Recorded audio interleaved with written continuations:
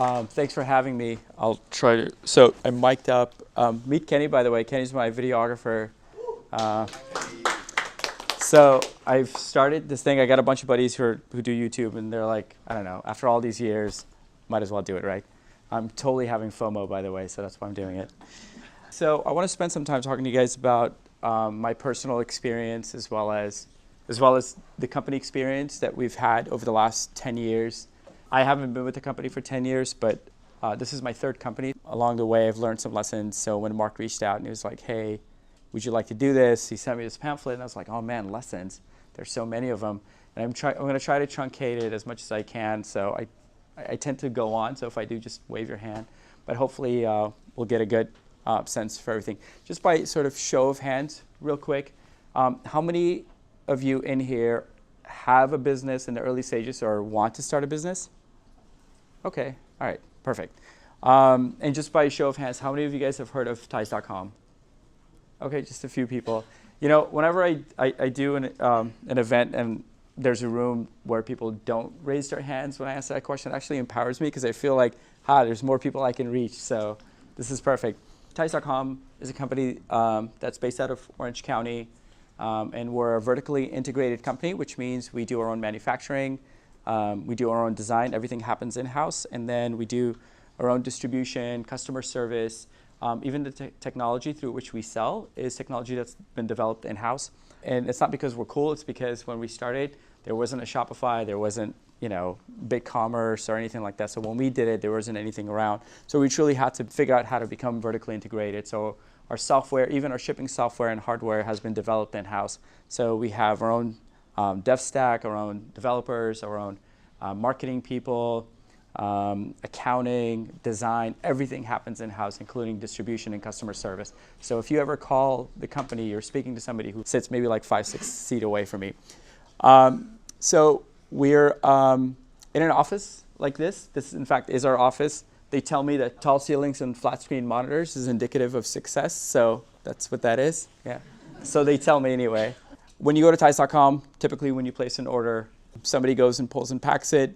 It gets put in a beautiful box like this. We tissue wrap every box, so when it comes in, it's a personal experience, and it's a gifting experience. So part of this process for us is to, and one of the reasons why we endure the sort of arduous process of doing our own fulfillment is to give that last touch. Remember, guys, if you have a physical product that somebody touches, at the end of the day, it's on you. The onus is on you. That experience, this is what they experience. It doesn't matter what your customer service is like. It doesn't matter what your price is.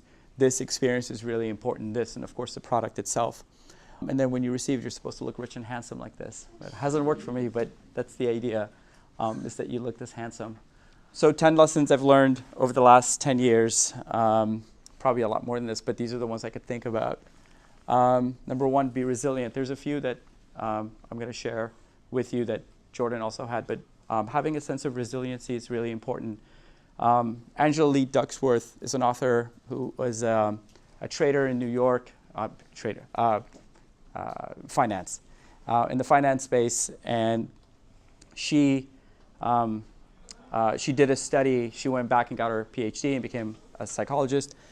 She did a study where she focused on the one attribute that sets apart successful people from people who aren't successful. And so she went through the gamut, charisma, talent, IQ, EQ, a gamut of things. And the one common denominator amongst all people, doesn't matter what class you come from, filial background, social capital, money, it doesn't matter where you come from. The one thing that she said stood out is having grit. And so grit ultimately is just having the fortitude to stand by your convictions whenever things get tough, because the road to entrepreneurship is lonely, it's saddening, and I'll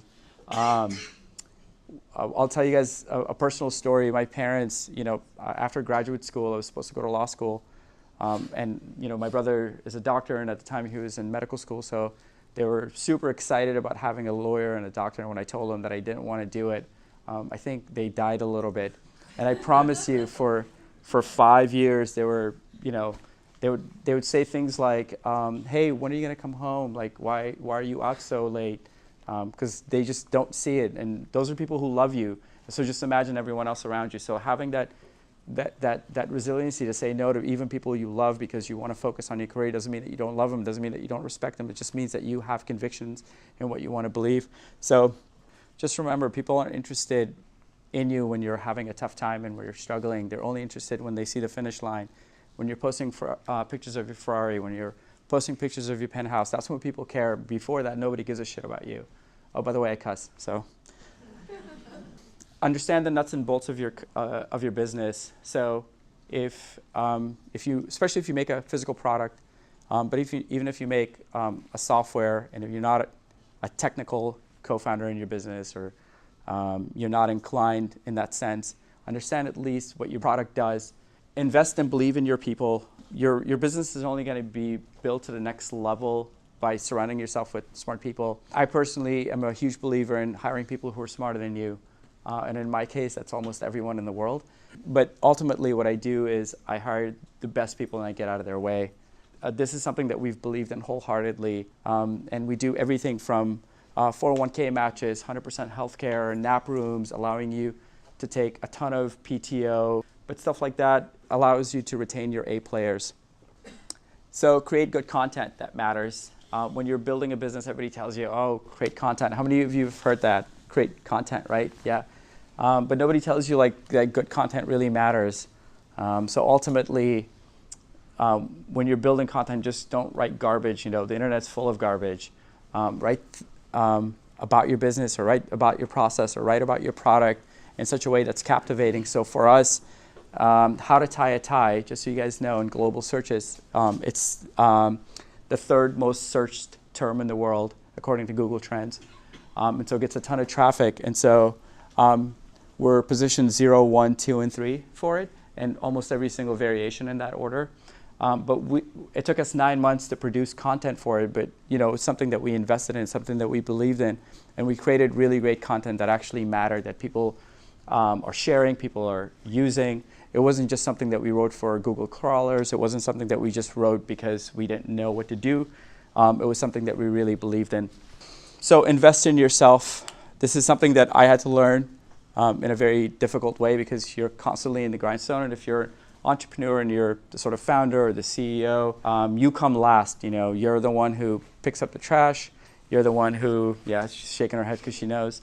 You're the one who cleans the bathrooms in the beginning. And even when you can't afford to pay salaries, you're the one who is not taking the lion's share, right? Like everyone else is. And there was a while where my business partners and I weren't paying ourselves. I think there's like a 2-year run where I was dodging creditors. I joke around about this, but even in my house right now, there's a Top Ramen that is unopened and sealed. It's sitting in this corner, like in my kitchen, where I can see it every single day. That reminds me where I couldn't afford to eat lunch. Everybody else was living like a king in my company. We had nap rooms, dogs running around, but I couldn't afford to pay myself. So I would just wait until I got home, and I would run to my parents' house to eat before I would go home. And then nights that I was really, really tired, I would come home and I would have Top Ramen, but that's all I could afford. And even to this day now, I mean, I don't have anything in my house now either, but that's by choice now, like it's not, it's by choice now. Before it was because I couldn't afford it, but I have this Top Ramen that sits there. It's like symbolic. I don't know how old it is, but it's a few years old. I don't think I can eat it. I thought about it last time. I got a little sick and I needed some food. I thought about opening it. But it sits there. But investing in yourself is really important. Finding a mentor. Like Jordan said, surround yourself by people who you trust. And for me, that was really difficult not because I'm arrogant or I have confidence in that sense. I just was too shy. I didn't want to approach people and present them with my problems. I promise you that there are tons of people who will mentor you. And in fact, I started a mentorship program. And so not only am I one-on-one mentoring 3 young entrepreneurs, but I put together a mastermind, a lot like what Mark was talking about a little bit earlier with his group, where we get together. In fact, Scott from After's Ice Cream is in it, another buddy of mine who just sold his company. But we sit down and we talk about challenges. But on the mentorship side, I have my own mentors, and I was lucky to find really great people who have been through what I've been through, and then people who are going through what I'm going through, and then beyond that, people who are at $100 million mark, $150 million mark, where they're at the levels that I want to be at in a few years, and I want to. It's good because they've been where I've been and they know what I've been through or what I'm going through, and so they can offer me pieces of advice that I wouldn't be able to get just on my own. So it's really important. Systemize that process. Once you find that, it's really great to sort of get people's advice and read books and read blogs, but if you don't process it and you don't systemize it and you don't put it into actionable items, then it doesn't do anything for you. And then, of course, implement it over time. That means implement it now and then again and again and again and iterate it. Just because you've heard a piece of advice and you figured out how to process it and then how to put it into action doesn't mean you don't need to do that over and over and over again, because good advice is always good advice and it's timeless. Know who to do business with and who to be friends with. You'll get to a point in your life, I don't know if you are right now, how many of you have friends who are like, oh, hey, let's do this business, and then just nothing comes of it, right? But just imagine at some level, those people that you end up saying, hey, let's do this business, you sort of like waste countless hours in meetings and all this stuff and nothing happens. Or even worse, when you want to help your friends and you're like, oh, hey, I'll do this collab with you, or hey, I'll invest in this. And then you realize they don't have the grit, or they don't have the resilience, and they don't have the know-how, or they don't have the willpower, or they want to take more vacations than, want to work hard. There's a significant difference between finding people who are really good friends and people who you want to do business with. And I have plenty of friends that I do business with, and I have plenty of friends I don't do business with. But knowing the difference is really important. Just because you like somebody doesn't mean you should do business with them, because it's a whole other ballgame when you're doing business. And stay away from like the uninspired and the ungrateful. And I can't tell you enough about people who are ungrateful about opportunities that they have in life, or the opportunities that even you are capable of giving people. Understand your sort of self-worth and stay away from those people. Get out of the way. So this is, again, one of those things that is difficult for people who have control issues. And I'm one of those people. It's not that I think I can do things better. It's because I want to be in charge of the process and I want to know it. Job is to hire the right people. You gotta get out of their way and allow them to do what they do best. What I do as a CEO is three things. I do talent recognition, talent acquisition, and talent retention. That's all I do. I'm ostensibly just a glorified, HR person that calls himself a CEO, but that's all I do. I look for talent. And when you find that talent, you want to stay out of their way. There's no sense in you hiring somebody, paying them. It doesn't matter whether you're paying somebody $20,000 or $200,000. If they're good at what they do, you ought to stay out of their way. And if they're not good at what they do, you ought not to hire them. And that's ultimately sort of a key thing that I've discovered as I've brought on higher and higher talent. We're at a point where we're bringing people that make well into the six figures. You can't bring people on and then expect them to remain creative, expect them to remain good at what they do, and then get in their way just because you want to have the control. Getting out of the way is really, really important. Never not learn. The most expensive thing you can do in life is have a closed mind. At any given time, I'm reading 3 books simultaneously, and on average, I finish 1 book a week. Learning is a lifelong process. It doesn't matter who you meet. You can learn something from most people. It doesn't matter what you read. You can read unless you're reading a box of cereal. Even then, they have super nice facts. Don't discriminate against opportunities. I'll share with you guys 3 quick stories. So we have a significant board now. One night we all went out and we had too many scotches and we were talking about like missed opportunities. And one of the board members told us the story. He's a little bit older. When he was about 19 years old, this guy approached him, popped his trunk, and was like, "Hey, do you want to invest in my business?" So he walks over and he looks into this guy's trunk, and he's got like fried chicken in it. He's like, "I want you to invest in this." And so this board member is like, "No, that's weird." He's like, no, listen, like this is gonna fried chicken is the next like McDonald's. We should invest in this. And he was looking for like nominal investment. And so this board member said no. Fast forward today, 50, 60 years later, that was KFC. So he could have been an early investor in KFC, but he just didn't want to do it. We had another board member. Somebody had approached him, and they were like, "Hey, we should invest in these. And I have a metal company. I want you to invest in my company. And the guy's like, well, what do you make? This guy had this had developed this pop-up thing where it would tear a piece of the top open so you could drink it. And so it was like the sort of first iteration of what we know like these Pepsi cans are now, or Coca-Cola cans for that matter. So this board member, I guess, like goes over to the factory and looks at it. He's like, why? Everybody has one of those openers. You can open it. Why would I, like, then what do you do with this piece? Do you throw it away? It's just, I don't want to do it. So you need to invest in it. And so obviously he could have been an owner in this sort of patent process where, you open cans. And then, I say this because it's sort of like near and dear to my heart. I was recently invited to do this crypto dinner, and we're doing interviews. And similar to Mark, I have a group of entrepreneurs, friends that we get together and we talk about business. And so a friend of a friend had invited somebody that I had met in poker night. He's a really nice guy. I knew of him as a dentist. So he's telling us the story. And then he goes, hey, and this is like years ago, before crypto is what it is today. He was like, hey, you should buy Ethereum. I'm like, dude, get out of here. And so every single time I would meet him, and time again, he'd say, buy Ethereum. I'm like, dude, get out of here. And of course, now I feel like a schmuck. I should have invested all of my money in it. I wouldn't have been here. I would have been on my private jet somewhere.